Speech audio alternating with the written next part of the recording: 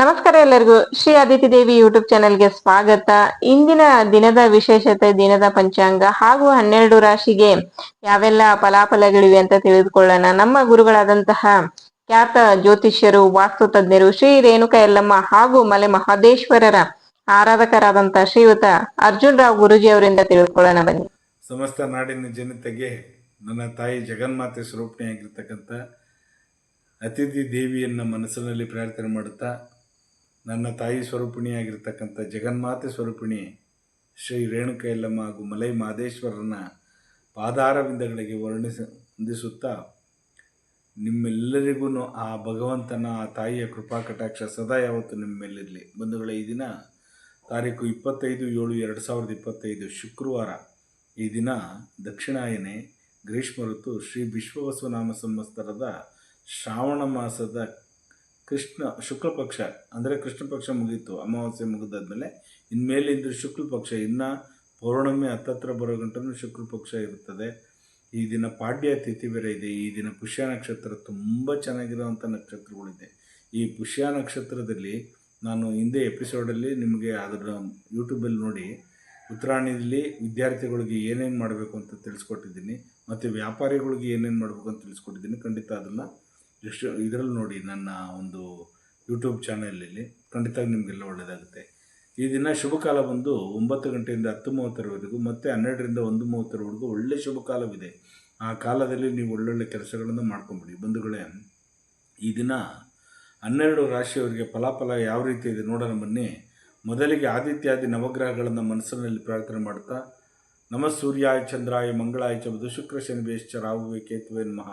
ಗುರುಬ್ರಹ್ಮ ಗುರುವಿಷ್ಣು ಗುರುದೇವೋ ಮಹೇಶ್ವರ ಗುರು ಸಾಕ್ಷಾತ್ ಪರಬ್ರಹ್ಮ ತಸ್ಮೈ ಶ್ರೀ ಗುರುವೇ ನಮಃ. ಗುರುವೇ ಸರ್ವಲೋಕಾನಾಂ ವಿಜಯಸೇವೌರೋಗಿಣಾಂ ನಿಧಯೇ ಸರ್ವವಿದ್ಯಾನಾಂ ಶ್ರೀ ದಕ್ಷಿಣಾಮೂರ್ತಯೇ ನಮೋ ನಮಃ.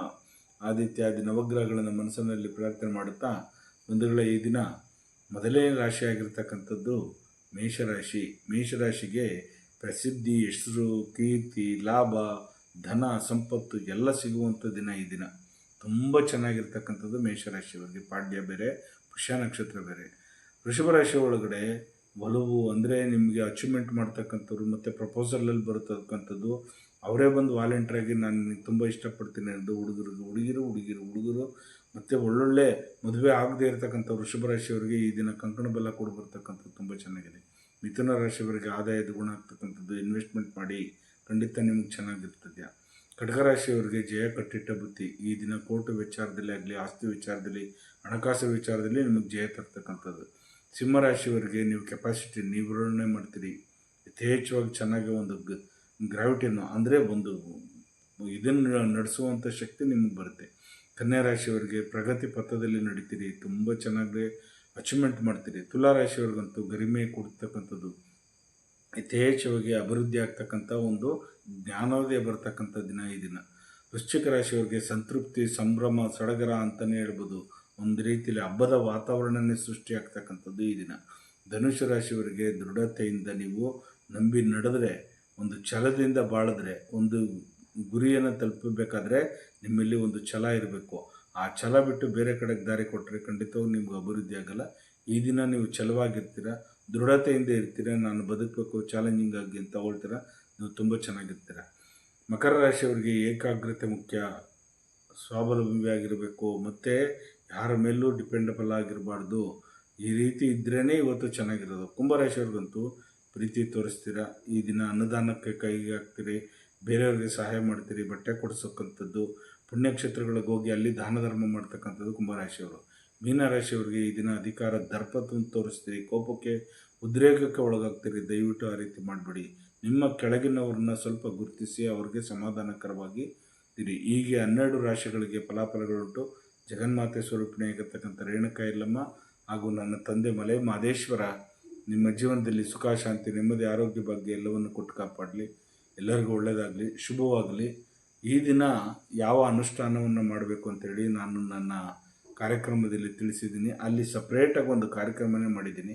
ದಯವಿಟ್ಟು ಅದರಲ್ಲಿ ಪರೀಕ್ಷೆ ಮಾಡಿಕೊಳ್ಳಿ, ಪರಿಶೀಲನೆ ಮಾಡಿ ಆ ಅನುಷ್ಠಾನವನ್ನು ಮಾಡಿಕೊಳ್ಳಿ. ನಿಮಗೆಲ್ಲರಿಗೂ ಒಳ್ಳೆಯದಾಗಲಿ. ಲೋಕ ಸಮಸ್ತ ಸುಖಿನೋ ಭವಂತು, ಸನ್ಮಂಗಳಾನಿ ಭವಂತು, ಸರ್ವೇ ಜನ ಸುಖಿನೋ ಭವಂತು, ಸನ್ಮಂಗಳಾನಿ ಭವಂತು. ಒಳ್ಳೆಯದಾಗಲಿ ಎಲ್ಲರಿಗೂ, ನಿಮ್ಮೆಲ್ಲರಿಗೂ ಒಳ್ಳೆಯದಾಗಲಿ, ಶುಭವಾಗಲಿ. ನೋಡಿದ್ರಲ್ಲ ಇಂದಿನ 12 ರಾಶಿಗೆ ಯಾವೆಲ್ಲ ಫಲಾಫಲಗಳಿವೆ ಅಂತ. ನಿಮ್ಗೇನಾದ್ರೂ ಸಮಸ್ಯೆಗಳಿದ್ರೆ ಅಂದ್ರೆ ಕೌಟುಂಬಿಕ ಸಮಸ್ಯೆಗಳಾಗಿರ್ಬೋದು, ವಾಸ್ತು ಸಮಸ್ಯೆಗಳಾಗಿರ್ಬೋದು, ಯಾವುದೇ ರೀತಿಯಾದಂತ ಸಮಸ್ಯೆಗಳಿದ್ರೂ ಕೂಡ ನೀವು ಗುರುಗಳನ್ನ ಫೋನ್ ಮುಖಾಂತರವೇ ಸಂಪರ್ಕ ಮಾಡಿ ನಿಮ್ಮ ಸಮಸ್ಯೆಗಳಿಗೆ ಪರಿಹಾರವನ್ನ ಕಂಡುಕೊಳ್ಬಹುದು. ಈ ಸ್ಕ್ರೀನ್ ಮೇಲೆ ಬರ್ತಾ ಇರುವಂತ ನಂಬರ್ಗೆ ಕರೆ ಮಾಡಿ ನಿಮ್ಮ ಸಮಸ್ಯೆಗಳನ್ನ ಗುರುಗಳ ಹತ್ರ ಹೇಳ್ಕೊಳ್ಳಿ.